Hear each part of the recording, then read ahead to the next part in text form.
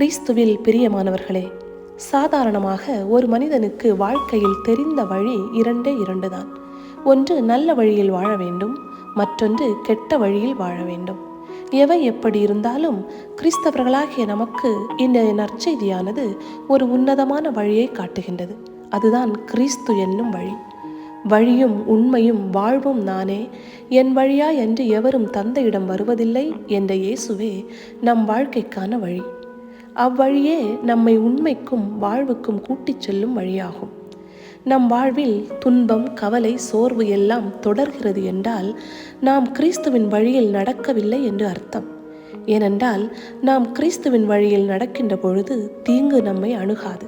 எனவே திருப்பாடல் ஆசிரியர் கூறுவது போல, ஆண்டவரே உமது வழியை எனக்கு கற்பித்தருளும் என்று சொல்லி அனைவரும் இணைந்து கிறிஸ்து என்ற வழியில் பயணிக்க முயற்சி செய்வோம்.